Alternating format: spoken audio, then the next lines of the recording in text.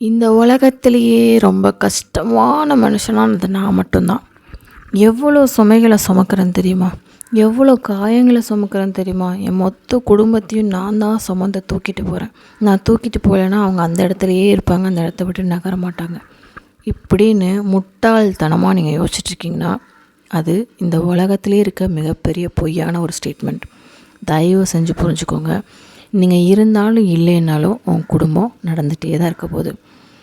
யோசிச்சு பாருங்கள். இப்போ நமக்கு ஏதோ ஒன்று ஆகிடுது, 2 நாள் அழுவாங்க, 3ஆவது நாள் அந்த இடத்துல நான் உழைக்க போகிறேன்னு ஒருத்தன் கிளம்புவோம். அடுத்த நாள் எல்லாருமே ஏதோ ஒரு வேலையில் பிஸி ஆகிடுவாங்க, உங்களை மறந்து போயிடுவாங்க. ஸோ நான் தான் எல்லாத்தையும் தூக்கி சுமக்கிறேன், நான் தான் இந்த உலகத்திலே கஷ்டமான மனுஷன் அப்படின்லாம் நீங்கள் யோசிச்சுட்ருக்கீங்கன்னா தயவு செஞ்சு அதுலேருந்து வெளியே வந்துடுங்க. மெயினான ஒரு விஷயம் சொல்கிறேன்.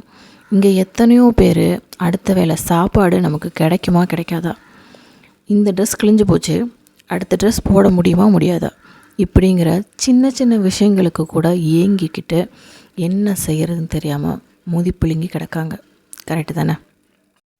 அவங்க கூட கம்பேர் பண்ணால் நிஜமாக உங்களுக்கு ஒன்றுமே இல்லையா? நீங்கள் பிச்சைக்காரனாக இருக்கீங்க. பிச்சைக்காரன் கூட சொல்கிறது கரெக்டான வார்த்தையான்னு எனக்கு தெரில. அவங்களுக்கு கூட 3 வேளையும் சாப்பாடு கிடச்சிருது, எல்லாமே கிடச்சிருது. அவங்கள விட மோசமான ஸ்டேஜ்மெண்ட்டில் இருக்கவங்க கூட இன்னும் லைஃப்பில் வாழ்ந்துட்டு தான் இருக்காங்க. ஆனால் நம்ம இந்த மாதிரி எந்த ஒரு பிரச்சனையும் இல்லாமல் பசி இல்லாத சாப்பாடு, போட துணிமணி, அன்பு காட்ட இந்த உலகத்தில் ஒரே ஒரு மனுஷங்க போதுங்க. நிறையா பேர் வச்சு என்ன செய்ய போகிறோம்? நிறையா பேர் இருந்தால் அவங்கள சந்தோஷப்படுத்துறதுக்கு நம்ம ஓட ஆரம்பிக்கணும். கரெக்டு தானே?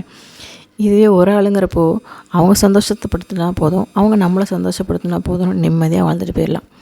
தயவு செஞ்சு நான் ஒன்றுமே இல்லை, நான் பிச்சைக்காரன், எனக்கு ஒன்றுமே இல்லைன்னு நீங்களே உங்களை தாழ்வுபடுத்திக்காதீங்க. இந்த உலகத்தில் உங்களை விட மோசமான ஸ்டேஜில் எத்தனையோ பேர் வாழ்ந்துட்டுருக்காங்க. நல்லா கேட்டுக்கோங்க, வாழ்ந்துட்டுருக்காங்க.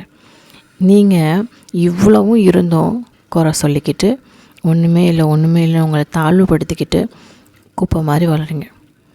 உங்கள் லைஃப்க்கு நீங்கள் தான் ஹீரோ. உங்கள்கிட்ட எல்லாமே இருக்குது. ஏதாவது ஒன்று இல்லைன்னா கூட அதை உங்களால் உருவாக்கிக்க முடியும். நீங்கள் ஒன்றும் அவ்வளோ திறமை இல்லாத ஆளும் கிடையாது.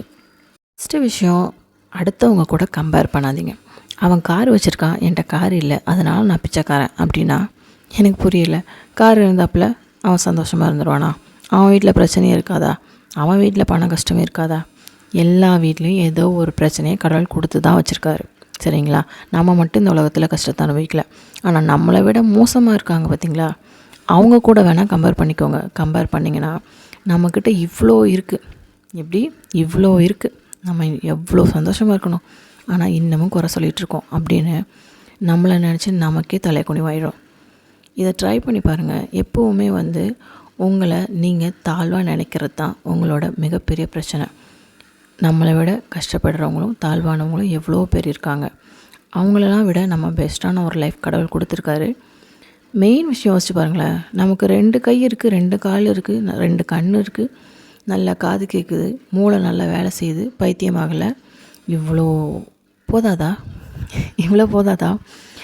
உழைச்சி வாழ முடியும். அடுத்த கையெல்லாம் ஏந்தி திங்கணும்னு அவசியம் இல்லை. கரெக்டு தானே? அப்போது இவ்வளோ இருந்தும் நீங்கள் ஏன் அடுத்தவங்களை குறை சொல்கிறீங்க? என் தகுதிக்கேற்ற வேலை தான் பார்ப்பேன் அப்படின்னு சொல்கிற முட்டாளாக இருந்தீங்கன்னா அதுக்கு நான் ஒன்றும் பண்ண முடியாது. என்னால் முடிஞ்ச எல்லா வேலையும் பார்த்து என்னையும் நான் காப்பாற்றி என் குடும்பத்தையும் காப்பாற்றுவேன்னு ஒருத்தன் ஓடுறான்ல, அவன் தான் என்னை பொறுத்த வரைக்கும் ஹீரோ.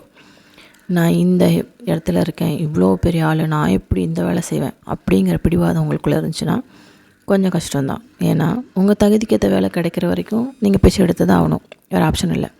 ஆனால் நான் ஏதாவது ஒரு வேலை பார்த்துக்கிட்டே என்னோடய தகுதியான வேலையை கண்டிப்பாக அடைவேன்னு ஒருத்தன் ஓடுறான்னா அவன் தான் ஹீரோ. நல்லா யோசிச்சுக்கோங்க. நீங்கள் பிச்சைக்காரனா, ஹீரோவா இல்லை ஜீரோவா? இதுக்கான பதிலை உங்களுக்கு நீங்கள் தான் சொல்லிக்கணும். இந்த வீடியோவில் நான் என்ன சொல்ல வரேன்னு உங்களுக்கு புரிஞ்சிருக்கும்னு நம்புகிறேன். ஸோ இந்த வீடியோ உங்களுக்கு பிடிச்சிருந்துச்சுன்னா லைக் அண்ட் சப்ஸ்கிரைப் பண்ண மறந்துடாதீங்க. உங்கள் எல்லோரோட சப்போர்ட்டும் எனக்கு ரொம்ப ரொம்ப முக்கியம். தேங்க்யூ.